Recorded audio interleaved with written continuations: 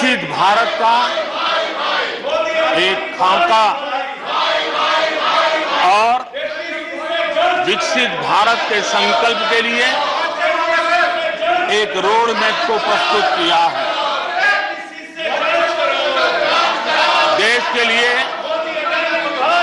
उनका ये जो कंट्रीब्यूशन है, जो मार्गदर्शन है, उसके लिए Nothing will go on record. Nothing will go on record.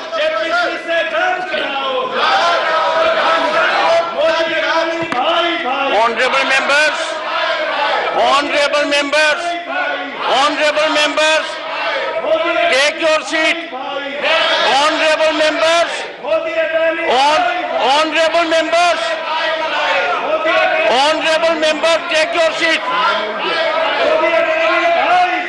I call upon honorable members to observe decorum and take your seats. Honorable members,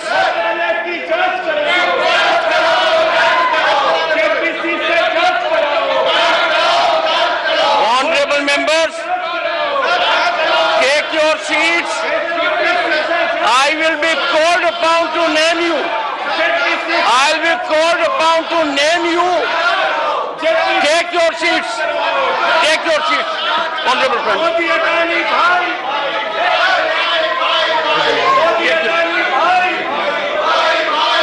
Honorable friends. Nothing will go on record except the Honorable Prime Minister's address. आदरणीय सभापति जी,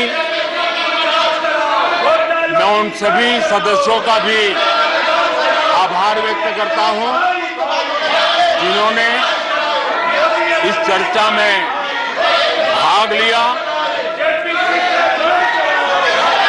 अपनी कल्पना के अनुसार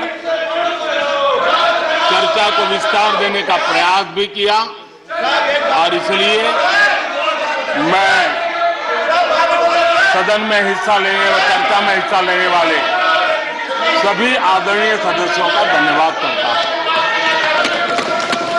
आदरणीय सभापति जी, ये सदन राज्यों का सदन है। बीते दशकों में अनेक बुद्धिजीवियों ने इस सदन से देश को दिशा दी है, देश का मार्गदर्शन किया है। इस सदन में अनेक साथी ऐसे हैं जो अपने व्यक्तिगत जीवन में भी बहुत कुछ सिद्धियां प्राप्त की हुई हैं, अपने व्यक्तिगत जीवन में बहुत बड़े काम भी किए हुए हैं और इसलिए इस सदन में जो भी बात होती है उस बात को देश बहुत गंभीरता से सुनता है और देश उसे बहुत गंभीरता से लेता है। लेकिन आदरणीय सभापति जी, ये भी दुर्भाग्यपूर्ण है, इतने महत्वपूर्ण सदन में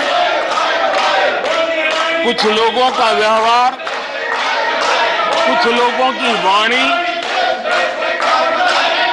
न सिर्फ सदन को लेकिन देश को निराश करने वाली रही।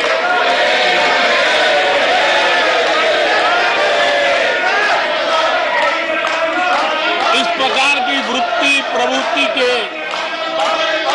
माननीय सदस्यों को मैं यही कहूंगा,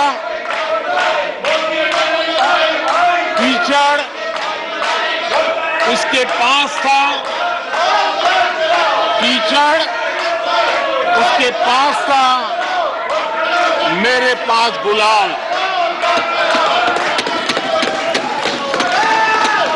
कीचड़ उसके पास था, मेरे पास गुलाल। जो भी जिसके पास था उसने दिया उछाल।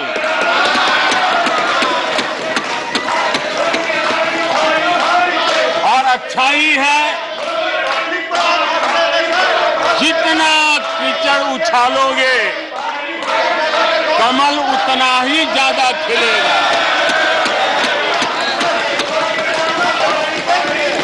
और इसलिए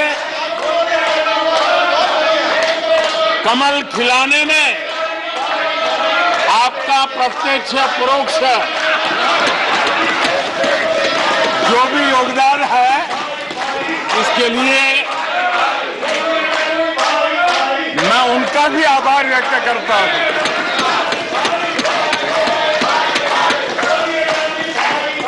आदरणीय सभापति जी, कल विपक्ष के हमारे वरिष्ठ साथी आदरणीय खड़गे जी ने कहा कि हमने 60 साल में मजबूत बुनियाद बना रहे, ऐसा कल आपने कहा। और उनकी शिकायत थी कि बुनियाद तो हमने बनाई और क्रेडिट मोदी ले रहा है। लेकिन आदरणीय सभापति जी, 2014 में आकर के जब मैंने बारीकी से चीजों को बड़ी गहराई से देखने का प्रयास किया, फर्स्ट हैंड इंफॉर्मेशन लेने का प्रयास किया, तो मुझे नजर आया कि 60 साल कांग्रेस के परिवार ने, हो सकता है उनका इरादा मजबूत नींव बनाने का हो, मैं उस पर कोई टिप्पणी करना नहीं चाहता, लेकिन 2014 के बाद आकर के मैंने देखा कि उन्होंने गड्ढे ही गड्ढे कर दिए थे। उनका इरादा नींव का होगा, लेकिन उन्होंने गड्ढे ही गड्ढे कर दिए थे। और आदरणीय सभापति जी, जब वो गड्ढे खोद रहे थे, 6-6 दशक बर्बाद कर दिए थे, उस समय दुनिया के छोटे छोटे देश भी सफलता के शिखरों को छू रहे थे, आगे बढ़ रहे थे।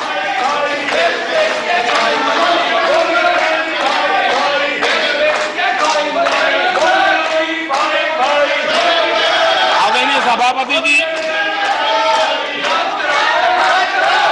उनका तो वो साल इतना अच्छा माहौल था कि पंचायत से लेकर के पार्लियामेंट तक उन्हीं की दुनिया चलती थी। इतना देश भी अनेक आशा अपेक्षाओं के साथ आंख बंद करके उनका समर्थन करता था। लेकिन उन्होंने इस प्रकार की कार्यशैली विकसित की, इस प्रकार का कल्चर विकसित किया कि जिसके कारण वे एक भी चुनौती का परमानेंट सॉल्यूशन करने का न कभी सोचा, न कभी उनको सूझा, न कभी उन्होंने प्रयास किया।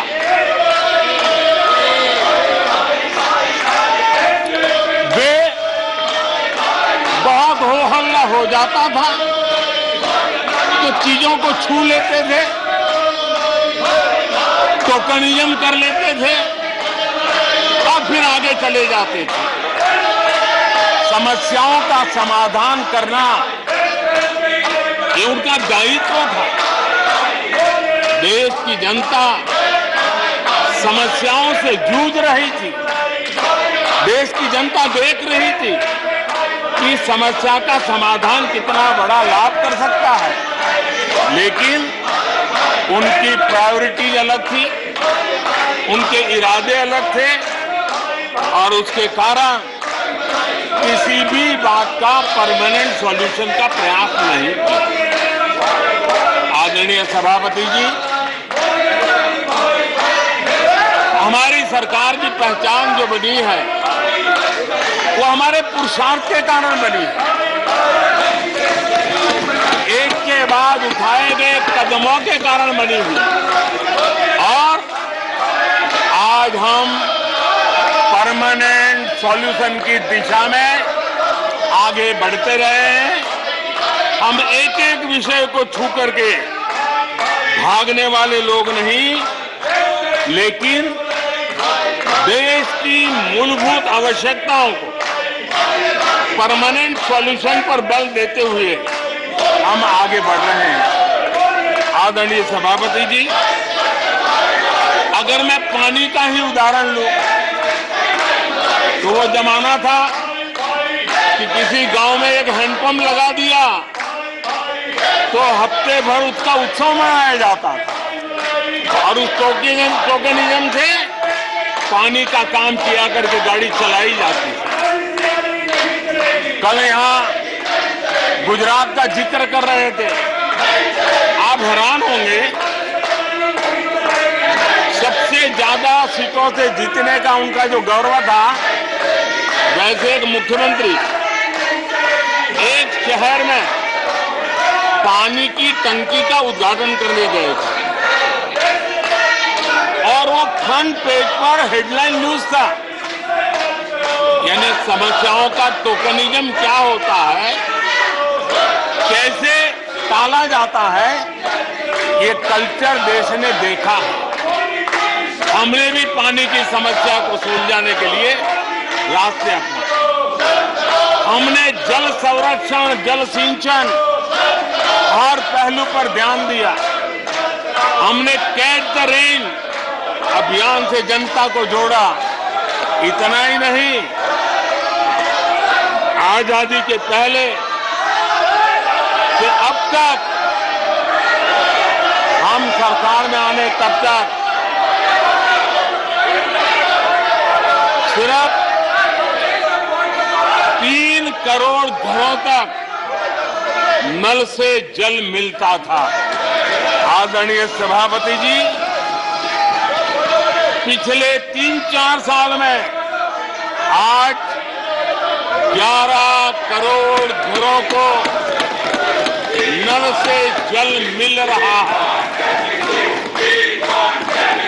भारत पानी की समस्या जो हर परिवार की समस्या होती है, जीवन में उसके बिना चल नहीं सकता और भविष्य के संभावनाओं को भी देखते हुए हमने उसके समाधान के रास्ते चुने। आदरणीय सभापति जी, मैं एक और विषय पर भी जाना चाहता हूं। Empowerment of common people.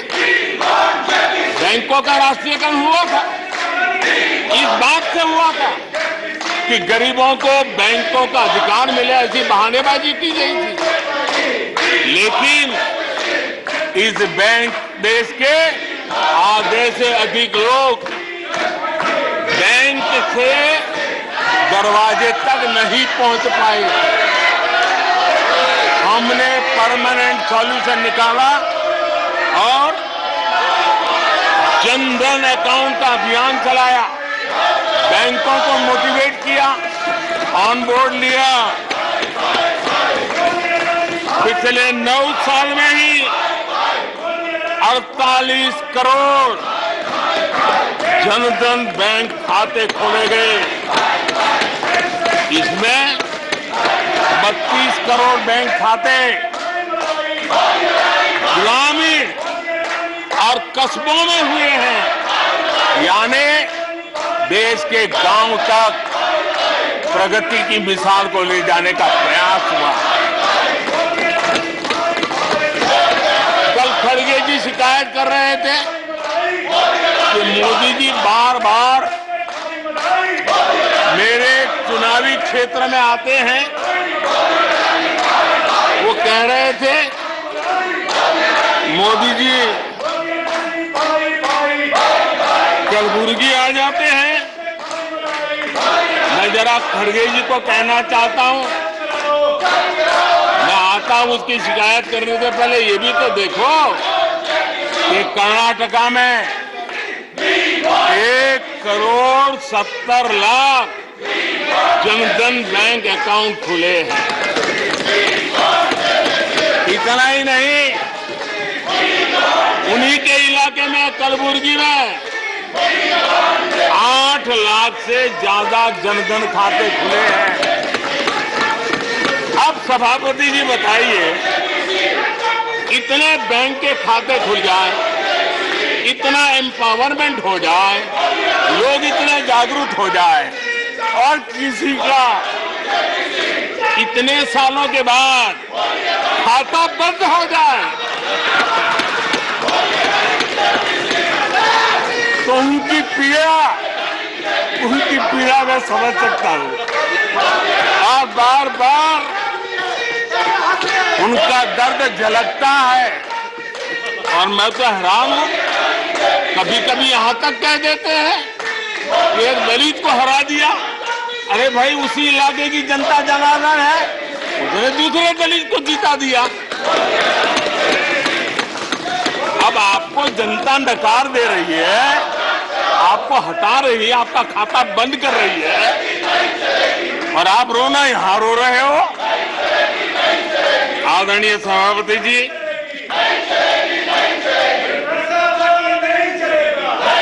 Jan Dhan, Aadhaar, mobile, ये जो त्रिशक्ति है और उसने सीधा डायरेक्ट बेनिफिट ट्रांसफर, उस योजना के तहत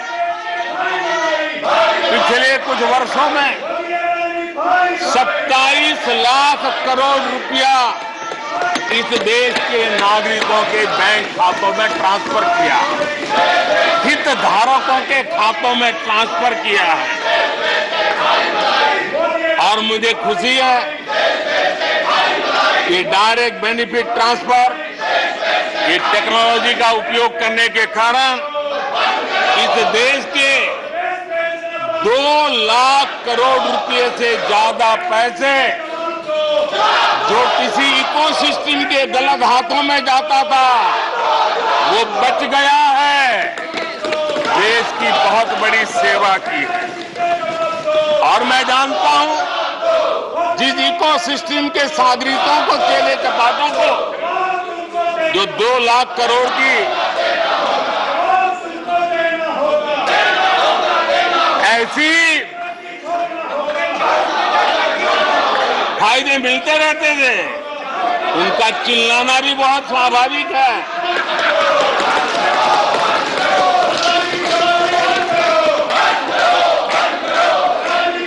आदरणीय सभापति जी, हमारे देश में पहले परियोजनाएं अटकाना, लटकाना, भटकाना, ये उनकी कार्य संस्कृति का हिस्सा बन गया था। यही उनका कार्य करने का तरीका बन गया था। ईमानदार टैक्स पेयर की गाढ़ी कमाई, उसका नुकसान होता था। हमने टेक्नोलॉजी का प्लेटफॉर्म तैयार किया, पीएम गति शक्ति मास्टर प्लान लेकर के आए और 1600 लेयर में डेटा के माध्यम से इंफ्रास्ट्रक्चर को, प्रोजेक्ट्स को गति देने का काम हो रहा है। जो योजनाएं बनाने में महीनों लग जाते थे, वो आज सप्ताहों के भीतर भीतर उसको आगे बढ़ा दिया जाता है, क्योंकि आधुनिक भारत के निर्माण के लिए इंफ्रास्ट्रक्चर का महत्व हम भली भांति समझते हैं, स्केल का भी महत्व समझते हैं, स्पीड का भी महत्व समझते हैं और टेक्नोलॉजी के माध्यम से परमानेंट सॉल्यूशन और परमानेंट एस्पिरेशन का एड्रेस करने का प्रयास आदरणीय सभापति जी हम कर रहे हैं। आदरणीय सभापति जी, कोई भी जब सरकार में आता है तो देश के लिए कुछ करने के वादे करके आता है, जनता का कुछ भला करने के वादे करके आता है, लेकिन सिर्फ भावनाएं व्यक्त करने से बात बनती नहीं है। आप कह दें कि हम ऐसा चाहते हैं, हम ऐसा चाहते हैं, जैसे कभी कहा जाता था गरीबी हटाओ। 4 दशक हो गए हैं, हुआ कुछ नहीं।